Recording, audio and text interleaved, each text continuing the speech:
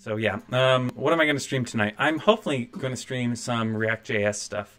React.js, not necessarily writing React.js, but testing React.js, which is an entirely different thing. So I need to get my terminal up and running, and I'm going to clone the React boilerplate. Just basically do everything to get React up and running, and then whatever comes from the React boilerplate, I'm going to test it. I need to go into the React boilerplate directory. Man, this is taking forever. Since we have time, I'll mention that. Basically, it'll take a screenshot or a snapshot of the HTML of the component you're trying to edit, and then it'll compare that to a previous one. It'll save that to a file, and then compare it. When you run your new test, it'll compare it to your previous test. Like, this is the snapshot file, so you don't actually edit this. It just saves this data for you. So this is kind of similar to visual regression testing, except instead of saving images, you're saving HTML structure, just HTML, an HTML file. And then it'll compare this HTML to other HTML. So it's a pretty neat idea for easily testing React components, but it doesn't give you that straight WebdriverIO, like I'm testing an actual browser. Egghead.io has something on this. They have everything except WebdriverIO, which is where I come in. But yeah, they do have Kent C. Dodds. He's a really good React developer, knows a lot of stuff. He works at PayPal and does this kind of stuff on the side. Dan Abramov, all these familiar folks with Jest. He's a big proponent of it, and that's kind of how I heard about it all. Anyway, come on, is this done yet? Oh my gosh. While that's installing, I'm going to go ahead and get WebdriverIO installed, I think. Let's see if that goes. There's a question, what is it that I do for a living? I am a front-end developer. I'm currently doing contracting right now, along with my course, my learn.webdriver.io or learn.webdriver.io. I've kind of split the two. I used to do full-time front-end work on a salary basis, kind of like most folks out there, but I kind of wanted a little bit more freedom with all of it. So a year ago, I started making this course, and I thought WebdriverIO was really cool, and I thought it'd be really cool to get a course out there on it, especially a video course, not a book, because while books are cool and you can learn some stuff from them, they're just not as effective as video courses, I don't think. They do have some benefits, but they also have some drawbacks to it. But especially from a publishing standpoint, it's really difficult to make up the time that you spend writing a book compared to something like writing a screencast. Well, that's why I do WebdriverIO Wednesdays, is to get you hooked on the stuff that I'm doing. It's a cheap marketing ploy, I promise. Hopefully it's not just terrible marketing. Hopefully I can provide some value to you outside of watching this stupid setup install dependencies and this install dependencies. Oh, that is going so slow. I just want to test a simple React page. That's pretty good. Did you see how that loaded? That was like complex, because we have some fonts in here that take a little bit to load. We got this image. We got some data that didn't seem to load right away. Although maybe it was just, okay, it's probably just the images. We probably want to search for a movie title. So Moana is one that my kids are crazy about lately. And you notice with that, Moana, it animates it in. So this is actually pretty good. Things take too long to run. Okay, I've got WebdriverIO installed. In the meantime, I'm just going to let that React stuff run. I'm going to add a script. Holy moly, look at those scripts. I normally go with test here, but because there's so many scripts and there's already a test script, I'm just going to ignore that. I'm just going to create a WebdriverIO script here. That way I can run npm run wdio. This is going to help me set everything up. I'll test on my local machine. I'll use Mocha.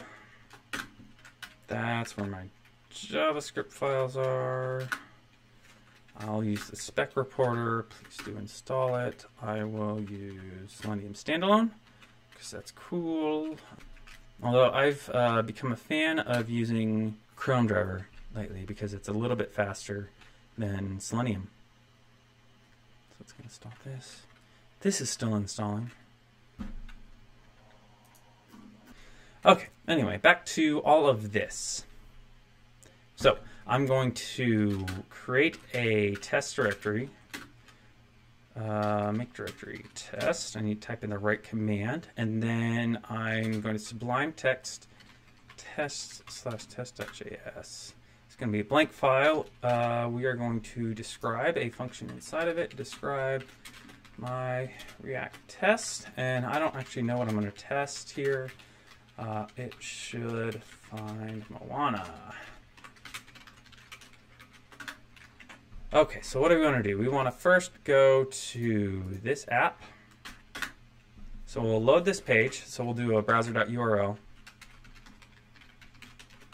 And I'll do / to say go to just the main URL. I'm going to open up WebdriverIO configuration. There we go. Just making sure everything's kind of set up here. We're using Selenium standalone. That's good. I do want to test on Chrome. I have issues with Firefox. I think that's something that I say all the time. And in there, I'm going to search the movie title. So I'm just going to inspect this text element. I'm going to see if there's an ID. There is an ID of Q. We can use that. We can go with that. Browser.setValue. And then I'll pass in the selector of Q. And then from there, I'm going to set my value to Moana. So when I hit that, I hit Q. Not Q. Moana.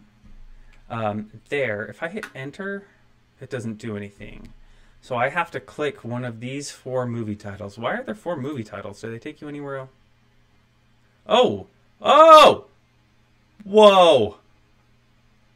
Whoa.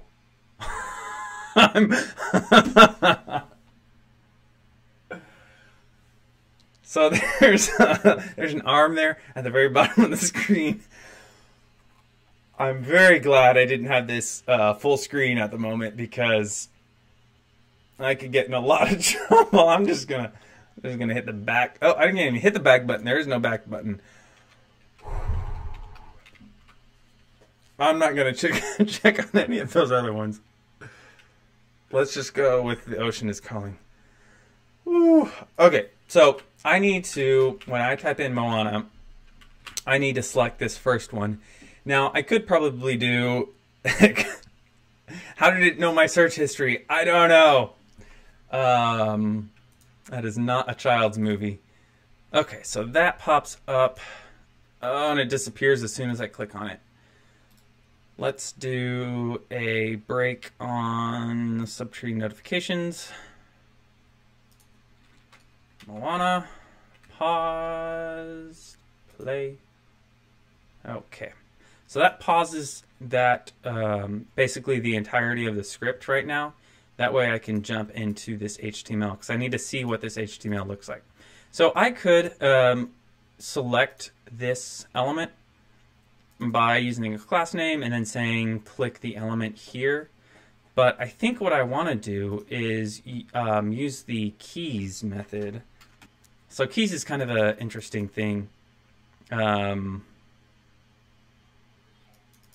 And I'll just send in the sequence of keys to type. I want to type a down arrow. Good, good. Teaching things that, yeah, you can pause. Yeah, this is, these drop-down, I was actually working on a drop-down menu. It's like an autocomplete, basically like this. And it was just frustrating me to no end because every time that I would go to inspect this element, it would completely break it. The problem was this drop-down menu didn't exist until I actually typed the stuff, so I couldn't do the right-click, break on, whatever. So that was kind of annoying. Anyway, now that I know that, so I could do that. What I want to do is I type in the text. I want to press the down arrow and then press enter because that's, I don't know, a little bit more complicated, or it's just something that I see, I would think people would want to do in general. So I'm going to do a browser.keys and then the value. and down arrow is not a valid value. So I need to figure out what the value is. Let it load. I'll just port it there. If I view the source here, maybe I can get that list of keys as well. This is actually something that I really like to do. Browser.keys is fairly complex as far as trying to use it, if you're trying to use it for something more than just typing text. And so actually using this in an example would be really helpful. So actually getting an example in here, I really want to do at some point. Throw that in there. And to do that, I would just add it in this documentation up here. So that I might do some other day. Check Unicode, protocol, press handler, send cheese value. So check Unicode, Unicode characters. Where does Unicode characters come from? Okay, it comes from helpers/constants. So that is one directory up. Yeah, that is actually a good point, that keys is deprecated. I don't know what it's going to be replaced by. But I think you mentioned by the new Actions API, but I haven't seen that yet. So I'm just going to go with keys. And the great thing is that this video is going to be out there for like 2 weeks and it's going to be completely outdated. So all this wonderful, wonderful work, just amazing work that I'm putting in. Yeah, this deprecation warning is going to kind of override that. So those are colors. Ooh. Error codes. Okay, here are my keys. Unicode characters. Where are you? Okay, so arrow down or down arrow. 3 different options for the same thing. Let's go with down arrow. So I don't want to use that Unicode character because it doesn't document itself very well. So instead, I'm just going to go with this nice little constant. Browser.keys.down arrow, and then I'm going to do browser.keys.enter. Okay, so down arrow and enter. My one question from this is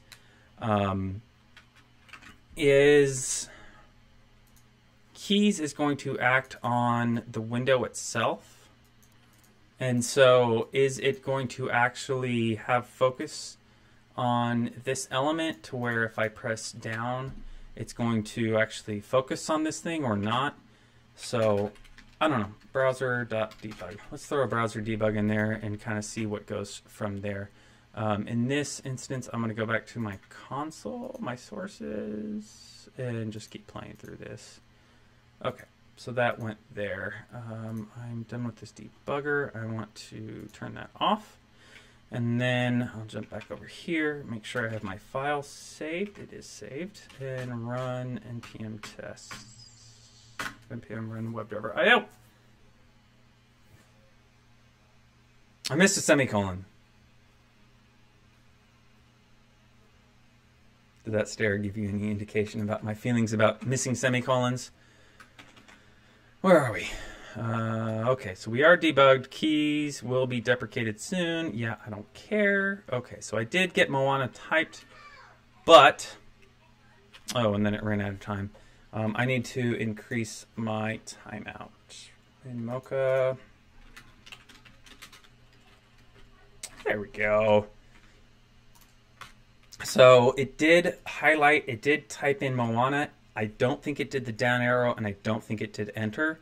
So I may have to focus on that element.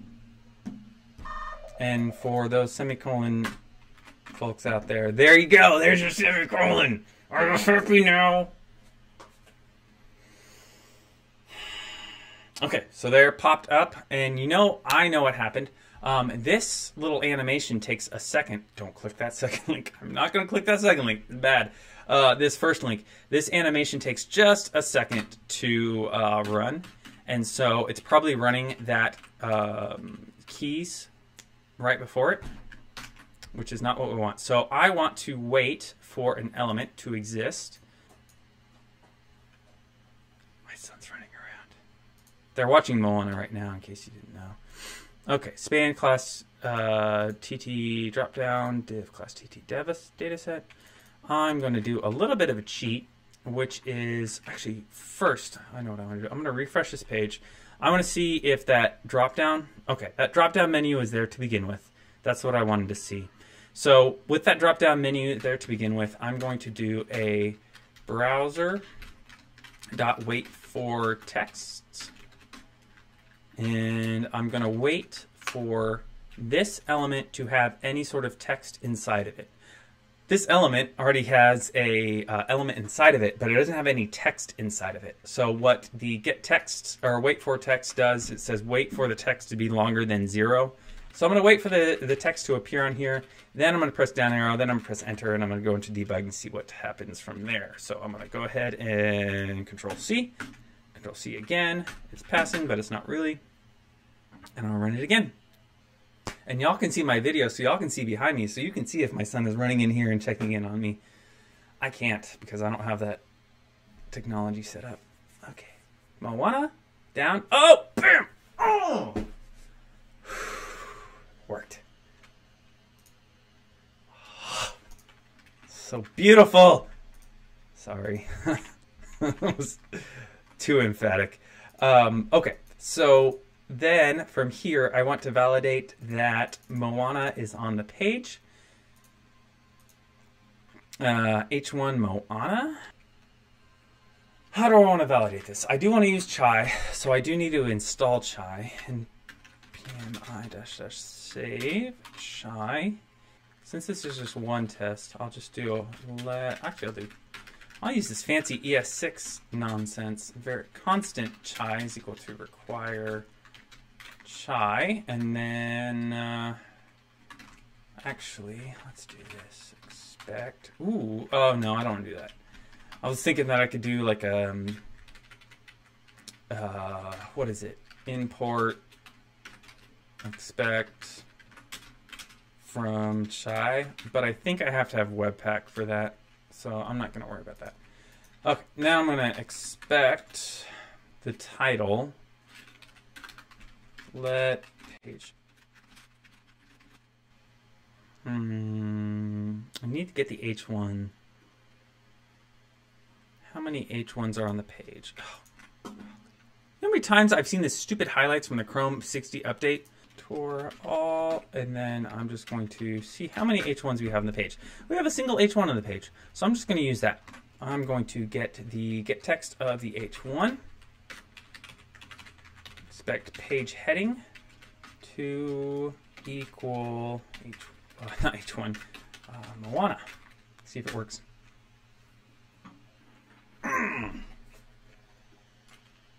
Oh, it's supposed to be capitals because somebody wrote CSS that what? No. Oh, that's really interesting. So even though it's lowercase in the text itself, because it's transformed, it returns as Moana capitals. That's really interesting. I had no idea. Yeah, so I could be lazy and just convert this over to here, or I could do something like to lowercase and change that to Moana. I think I'm going to do the lazy method because, you know, technically, like, this is what we want to show, is that it's capitals Moana. And then the next thing I'll do is basically the same thing, and then that's what the tagline.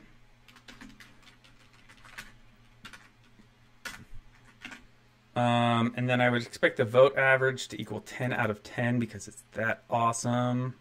Okay, so that's that. There really wasn't too much extra from getting things set up, which is nice, I think.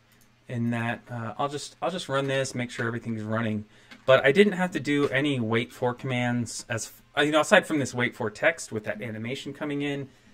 I'm not validating that the animation is actually showing. All I'm doing is waiting for that text to show up. And so that's a thing. It's not, you know, 100% of a good test, but it does actually fit the happy path. Awesome. We got a passing test. Okay. But yeah, aside from that, I found testing in React to be fairly simple because it doesn't have, with Angular you had this loading page where it made all these backend requests to load all the data, but with React you can be a little bit better about that with having data there to begin with.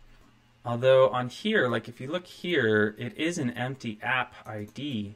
So that could be an issue in that if this app, if the network is slow, then this everything inside of this ID of app is going to, it won't be ready when you want to start running. I'm going to make an assumption here and say that data-reactroot is a common React thing, not something specific to this website. We'll move this URL up here, browser.waitForText, and then I'm going to use a simple attribute selector via CSS to say wait for this reactor root to be loaded, wait for an element that has an attribute of data-reactroot, and go from there. So I'm going to run this one more time. This way, if you have like your scripts load a little bit too slow, you can have it wait for the actual page to load. My wait for exist didn't work. Oh, it didn't work at all. I am going to do wait for text, and the other thing I'm going to do is validate that this stupid selector that I came up with actually works. Oh, yeah, so something's wrong with my selector. It's just a terrible selector, basically. Maybe, I bet those quotations aren't there. Yeah. Okay, so that's what I did wrong. There we go.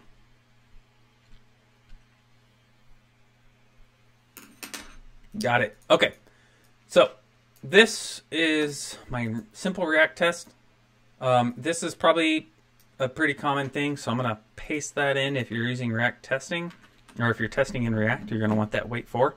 So I'm going to upload this to a new repo. Initial commit. Yeah, I'm going to edit it out, put it up on YouTube, and hopefully get all the likes and subscribes because I talked about React. And anything you talk about React, you get like love forever for. So that's why I'm really happy with this. Oh my gosh. I forgot. I have all this like the React boilerplate in here. Oh, I'm going to get rid of that. Okay, let's have some fun deleting some content. And much better. That's so much smaller. Fluent repo, run the test using npm test. Perfect. Join me next week. I'll be here again at 4:30 Central Time talking about probably how to do table-based testing. So anyway, thank you for joining and have a great week.